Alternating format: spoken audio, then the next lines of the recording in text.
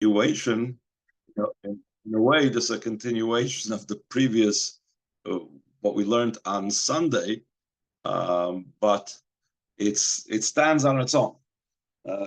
So even if you weren't here on Sunday, even if you don't come to the Sunday Shir, this is an inyan that stands on its own as well. So this is part of a Fabrengen in Shabbos Parshas Re'eh, Mevarchim Elul Tafshin Mem Vav.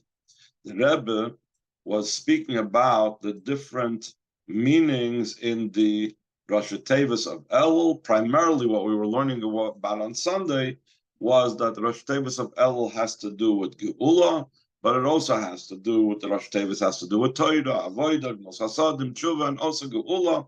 And because of Abbas Yisrael, a person needs to share this with others as well. And he needs to, like we said before, he needs to say it about himself, and he needs to work on this on himself and work on this on another as well. Derech Agav, I don't think it was here. In the different Sicha, the Rebbe says, we know that one of the Rosh Tevis of Elul is in Eliyadoi v'samti lach, that it occurred to his hand, and I placed for you a place to escape. I mean, we had this Sunday, we had this different times as well. In other words, the Arim Miklot is the cities of refuge, is an escape from the Yetzer Hara. That's the time of Elul, is also an escape from the Yetzer Hara. So the Rebbe says an interesting thing. Again, I don't think we learned it on Sunday. You'll forgive me if we did. But the Rebbe says, we know that there was a din that you had to have signs on the roads to indicate and to say where the Arim Miklat were located, to let people know, to help people be able to get there. It was obligatory on Bezdin to make sure that the ways were the quickest type of roads and the smoothest type of roads to be able to get to the Arim Mikla, to the cities of refuge. So the Rebbe says, since the month of El is considered a time of refuge from the Yetzer Hara and from sin and so on, so it's incumbent on each one of us to be signs, to point this to those that need to have the refuge as well. And this is the idea of that the Rebbe said, and we mentioned that the Rebbe said earlier in the Sicha, that out of Abbas Yisrael, a person needs to share with others and explain to them that the time of Elul is the Rosh Tevis of Torah, avoiding Sasadim and Tshuva and Geula. It's incumbent upon the person to share it with someone else. So now we're going to go on in Ois Tes. After the entire lengthy matter that we spoke about over here, about all these different Rosh Tevis and so on, concerning the service that a person needs to do for Hashem in all the above mentioned matters, the 3 lines of Torah study, which is hinted in Elul, and Avodah, and the service of Hashem, like davening and doing acts of kindness. And also it's hinted in the Rosh Tevis of Elul, but Tshuva concerning Tshuva, but Geula, and Geula is what's hinted in the Rosh Tevis of Elul. And a person needs to do all of this Avodah. Both concerning himself, also concerning affecting another. A question could arise. Avoida kazu, such a type of avoida, to be able to do this both on himself and another, this is like massive things. Torah, avoida, tshuva, gula, gnosad. It's like so huge, it's so big. V'kasha b'yoyser, it's a very difficult avoida. Ashalav kol moicha savulda. Not every brain can handle this avoida. Where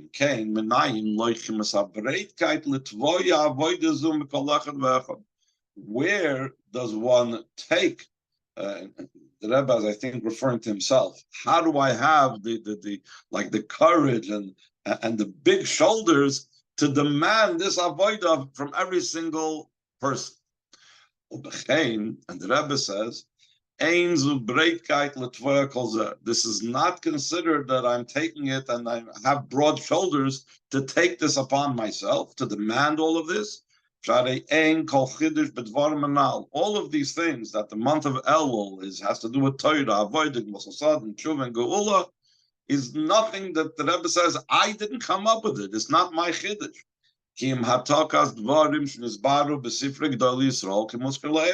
All I'm doing is copying over matters. In other words, I'm repeating things that were explained in the Sfarim of great Yidden, like we mentioned before. The Rebbe brings the Rosh Tevis Avinu Liyadi L'Samti Loch from the writings of the Arizal, and Anila Doidi V'Doidi Li is a Bach, etc., etc. Everything is brought down some. I should call Mishi Adeh Sefer. Anybody that knows how to open up a Sefer and learn, they could find it, and they could study it, and they could examine this in depth on their own. And once you open up these Sfarim, surely they will reach the above-mentioned conclusion that one needs to increase and work on all these things that we mentioned before. Since this is the case, we know there's a rule. Hashem says, when I ask from Yidden things, I don't ask lefi koichi according to my capabilities. Hashem doesn't ask from us according to our capabilities, but according to their capabilities, to the capabilities of the Yidden. So since Hashem is asking this of us to do all these types of avodah, surely every single person was given the necessary powers. They should be able to be involved in all of the above mentioned matters of the service of the month of El, the tachlis hashlemus, in the ultimate state of perfection. Not only is he given the capability to do so, to be involved in all matters of avodah in the ultimate way, but he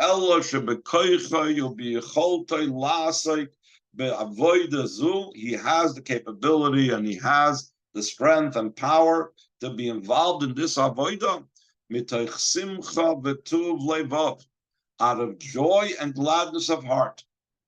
Shekain, the reason for this, it's Shekain avodah zu, this avodah, imiyos avodah gedola, though we said before that the avodah of the month of El is a great avodah, huge avodah, einza bestiva lekach shatia gamet simcha gedola. It's not contradictory to the fact that it should be out of great joy.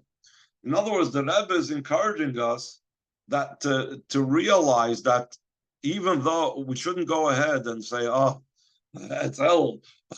I have so much to do now. I have to add in Torah, avodah, go, I'll do it. The Rebbe says that I should do it, and the Rebbe says that we have the kochs to do it, but it's like so overwhelming. It's like so hard. The Rebbe says, no, we can do all of this out of joy. Lashna Rambam, like the Rambam expresses concerning this, Hasimcha sheyismach adam ba'asiyas hamitzvah cholu avodah gedoli. The joy that a person rejoices in the fulfillment of a mitzvah is a great avodah. It's a big avodah. In meaning, it's something that's a very high standard of avodah. And along with that, being a great avodah, harezu simcha gedola. The joy that we have in the avodah is considered a great joy. If he's a mamshechum Messiahim, like the Rambam continues and concludes, how does he say? He brings a proof. Where do we see that it's crucial and vital to serve Hashem with this great joy? Like it says, "V'amelech David mefazes u'mecharker l'fnei Hashem."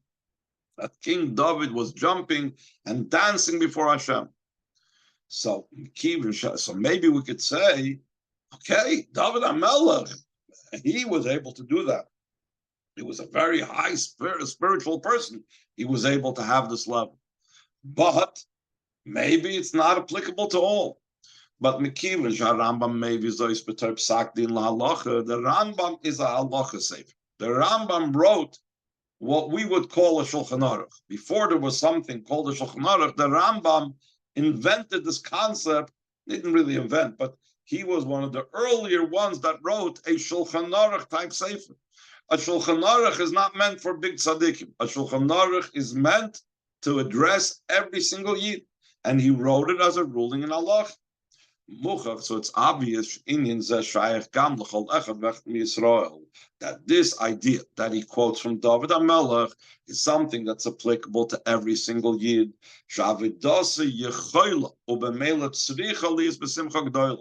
That the avoid of a yid can be, and since it can be, there's no excuse not to be. Therefore, it must be with great joy.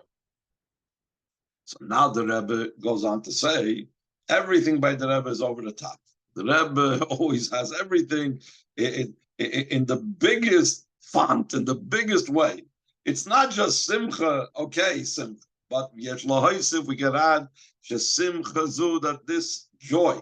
V'Amelech David Mefazim Mecharkel Fnei Hashem, that David HaMelech was jumping and dancing before Hashem.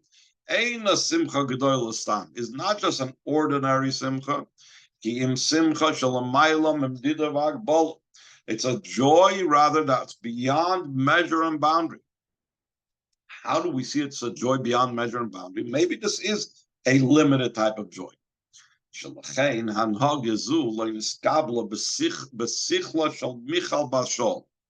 HaMelech's wife, he was given the daughter of Shaul as a reward for defeating Goliath, the giant. So Michal, the daughter of Shaul, could not handle this type of simcha David HaMelech.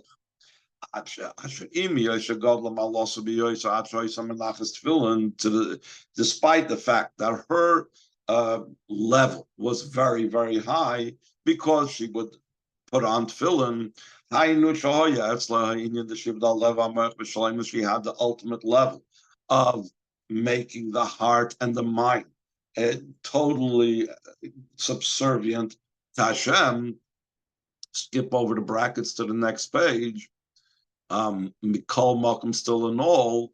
V'roisas David HaMelech mefazes u'mecharker l'fnei Hashem. When Michal, the daughter of Shaul, saw her husband David HaMelech jumping and dancing before Hashem, lo yachla lahavin especial hanagasi. She could not register, she could not understand the meaning of the way he was acting. Until she told him, Ma nichbad ayoy belach Yisrael, how special and how great this day is, that the king of Yisrael, Shenigla ayoy, that he became so revealed, like one of the lowest people. In other words, she was saying that David HaMelech was acting like a pusyak, like a street guy. Why did she not appreciate it? Because her appreciation and her understanding was based on limited understandings of joy. And because of her limited understanding of joy, therefore she cannot appreciate David HaMelech's joy, because the way David HaMelech acted was beyond measure and boundary. And we'll soon explain that really it doesn't really fit in that well, because David HaMelech was a king, and the Rebbe is going to explain at length how kings amongst Yidden are supposed to act in a manner that engenders respect. There are certain things that you're not supposed to see the king. You're not supposed to see the king when he's going to the barber. You're not supposed to see the king when he's in the bathhouse. The king has to act in public in a way that is that evokes respect for him. So therefore, it was completely illogical to Michal Bas Shaul. She didn't appreciate how David HaMelech can act this way, because David HaMelech was acting totally beyond boundaries and limitations. By the way, Chassidus also brings down that the fact that Michal was the daughter of Shaul, Chassidus explains, has to do with the level of understanding. Shaul it says Shaul's merchayves hanor, the broadness of the river. Chassidus is associated with bina, understanding, and just like a river broadens what's the wellspring of chachma. But the point is that Michal, that was grew up in her father's house and knew what kingship is and knew what and understood how a king is supposed to act, she couldn't appreciate this David HaMelech acting like some, street guy and just jumping around all over the place. And the Rebbe says, seemingly, she has a taina. The Rebbe says in the second paragraph, truly, it needs an explanation in the matter. How is it appropriate acting in such a way of jumping and dancing in chiyuv azhirus b'kavod malchus, with the obligation to be careful in the honor of the kingship? Therefore, it's prohibited to see the king in such states that it's the opposite of something that gives honor and respect to kingship, like we said before, and not when he's taking a haircut and so on. You need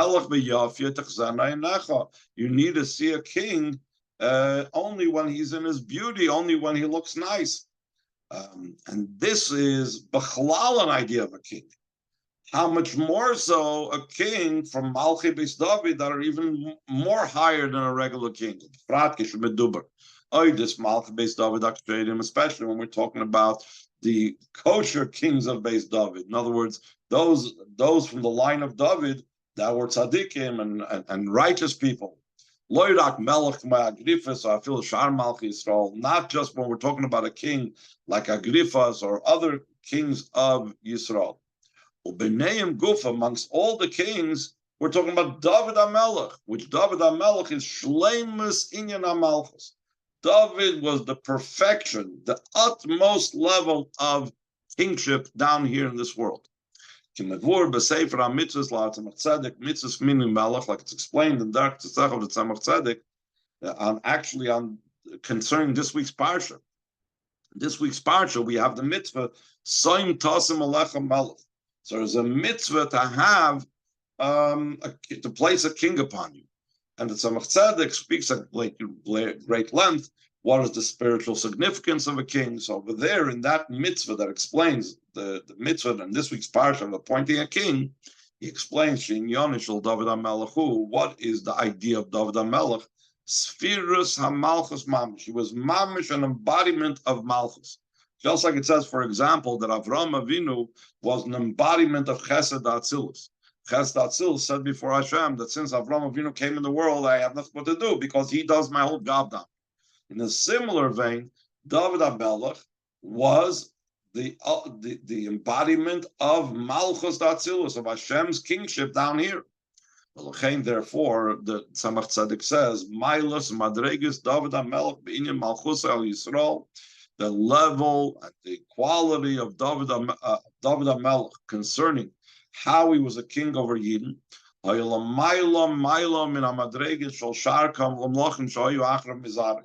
It was so much higher than the level of all the other kings that followed him that were from his offspring. Was it more so than Shlomo Melech? More so than Shlomo Melech? That's what he's saying. Koilol Shlomo Melech. He was an even greater king and a higher king than Shlomo Melech. All of Nemar v'Yeshiv Shlomo al Kisei Hashem. That says about Shlomo Melech that Shlomo sat on the throne of Hashem because seemingly he had the ultimate level of the reign. He was Doir HaTesvav. He was like Moshe Rabbeinu was Doir HaShvi to Avraham Avinu. Shlomo HaMelech was the 15th generation. Sheboynes Malat Diskul Shalavana. Then the moon is full, just like the 15th day of the month. The moon is full. But Shlomo there was peace, and by David there was war. It still doesn't make doesn't make a difference. He was an embodiment of Malchus. Wow. The David HaMelech Ein Ela Doir HaYudalad. David HaMelech was only the generation of the 14th generation from Avraham Avinu. Shlomo HaMelech was the 15th. The 15th is like the full moon, and the Yidden are likened to the moon. It shows how the revelation of this world in the fullest. It's still not like the level of David HaMelech, and the difference between Shlomo HaMelech and David HaMelech is Liyosai. Shlomo HaMelech was known more for his chachma than his malucha. Shlomo HaMelech was a great chacham, and Chacham Mikol Adam, he was the level of Chacham of the sphere of Malchus, but he wasn't Malchus itself. He wasn't the sphere of Malchus itself like David HaMelech. So the Rebbe doesn't go into explaining how and why David HaMelech did it, but he said David HaMelech was completely beyond boundaries.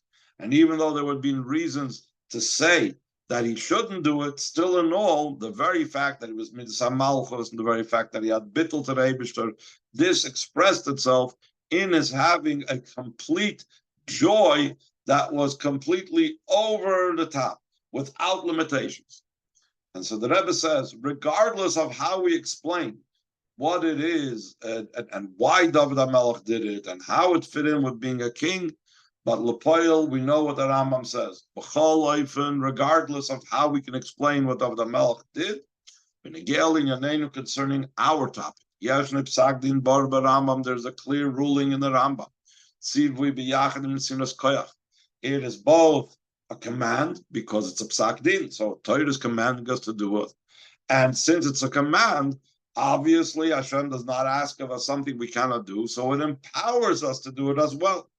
To call in Yoni Avoyus Hashem, all matters of the service of Hashem, tzrichim liyas mitach simcha, need to be done out of joy, ad lesimcha shalamaylam v'mdita v'agbola, until a joy that's completely beyond measure and boundary.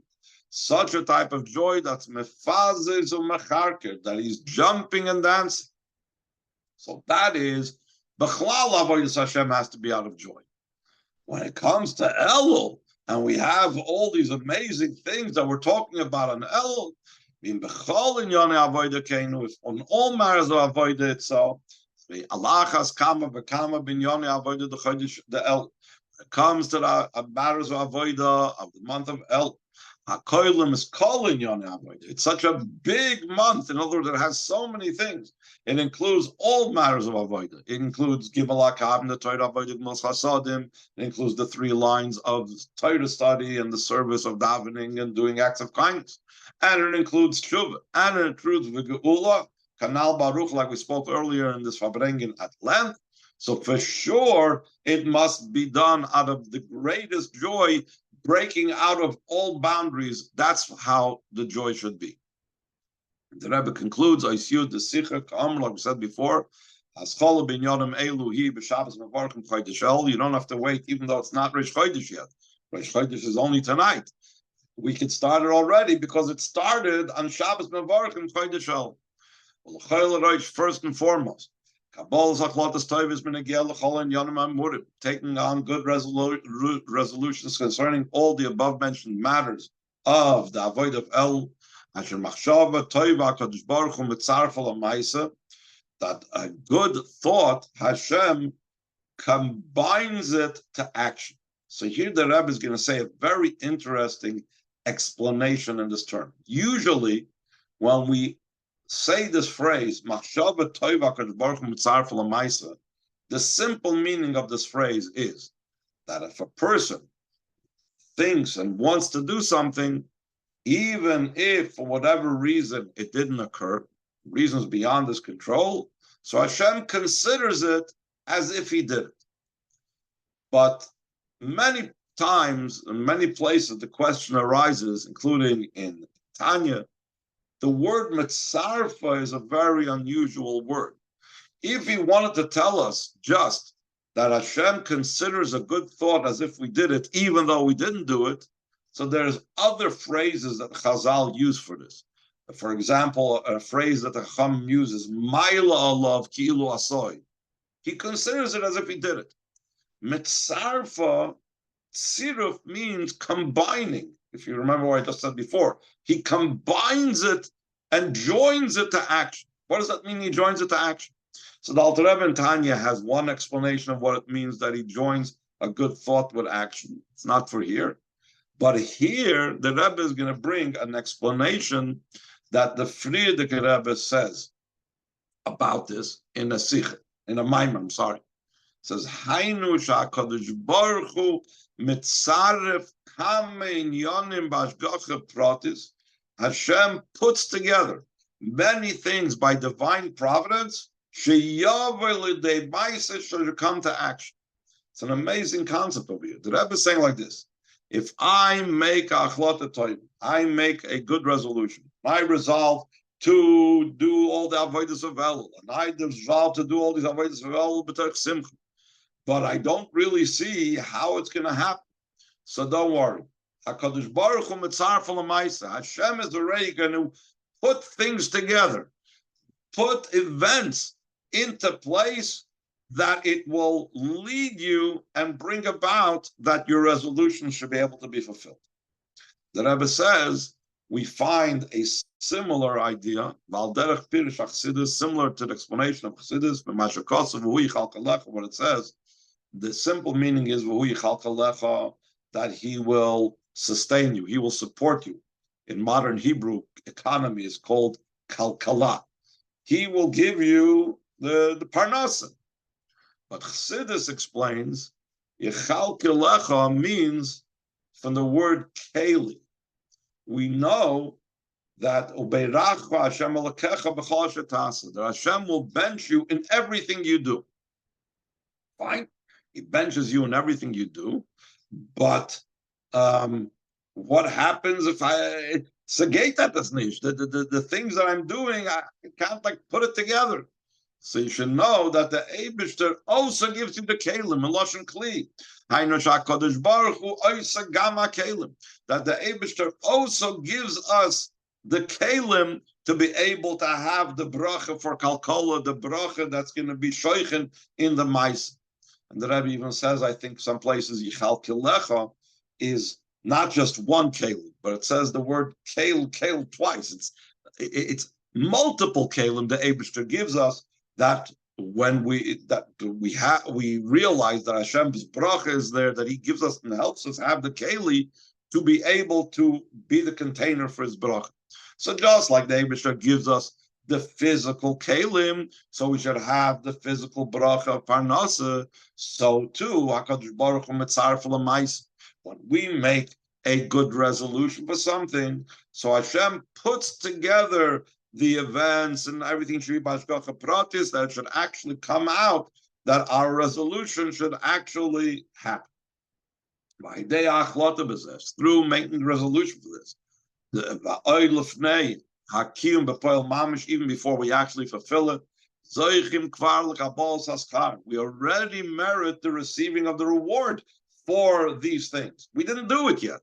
You could think that the reward will be only after we do the actions. He says, no, we'll get the reward even before we've actually done it, as soon as we've made the resolutions in Yan HaGeula. The Rebbe says you can explain Geula in small letters or Geula in big letters. And not only do we receive the redemption from those things that bother us and confuse us, etc. These days, the true and complete Geula, we will be meriting just by making the resolutions. In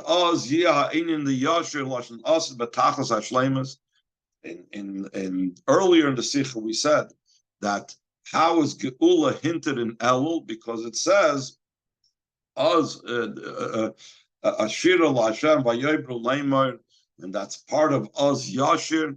Az Yashir is said in the future tense, not Az Shor, but Az Yashir. We will sing, meaning in the future when Mashiach comes, the time of Geula. So we'll have again the idea of song indicates the idea of joy. Why are we singing? Singing is an expression of joy. So we'll have this in the ultimate state of joy. We'll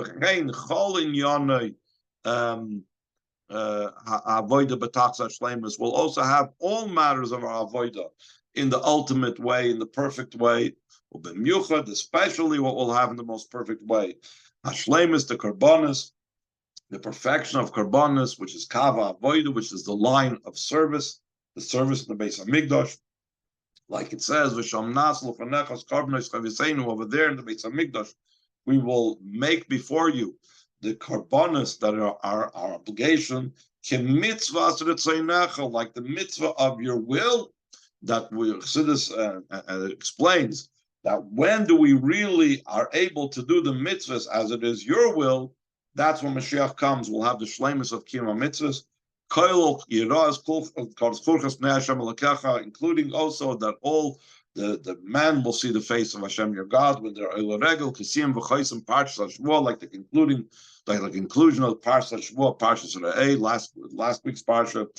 Kain Tiyalonu b'mhei v'beinu mamish. So it should be for us speedily in our days, mamish. Amen.